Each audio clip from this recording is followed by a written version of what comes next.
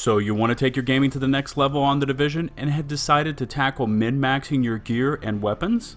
It's time to go back to the classroom and get a crash course in the basics of modding your gear for an optimized build.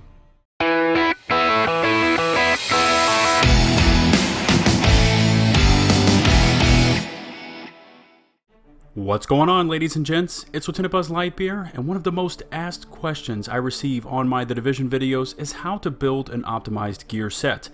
First off, let me say there is no right or wrong way. However, if you want to save yourself a lot of credits and frustration, follow this easy guide to making the right decisions for calibrating your gear sets and weaponry. First up, and I know it sounds really basic, but you need to decide a playstyle you would like to play and build your gear set around this chosen path.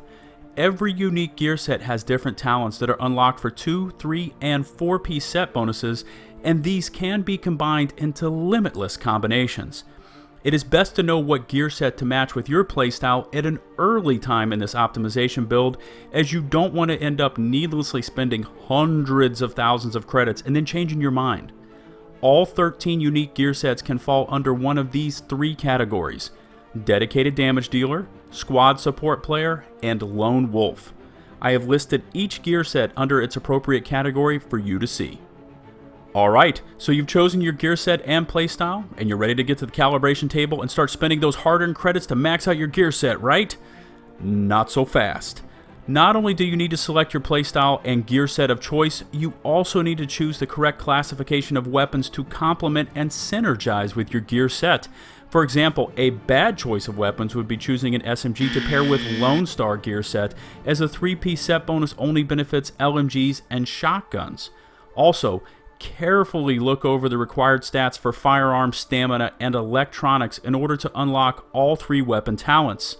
If you are building a squad medic around the tactician's authority and have paired it with an assault rifle that has very high requirements in firearms, while you are spec'd out in stamina and electronics, means your build is not optimized, as you will not be able to take advantage of the weapon talents.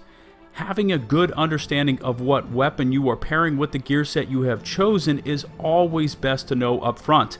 If they don't mix well together, you can easily change either one, the weapon or the gear set, in order to maximize your battlefield effectiveness. So now you've got your weapon or weapons chosen, and they somewhat match the gear set you've assembled. Now it's time to hit the calibration table and start min-maxing your agent's gear and weapons. Here is how I would calibrate your gear to get a well-balanced character that can do a little bit of everything. The mask cannot roll armor, so if your chosen mask is already calibrated for the main gear talent you wanted, firearms, stamina, or electronics, then spin your calibration on the major attribute. My recommendations would either be health on kill or critical hit chance. Your chest piece is a crucial piece of gear in that armor rolls on this piece in high numbers. So if it does not have armor already rolled on it, you must spin your calibration on this attribute.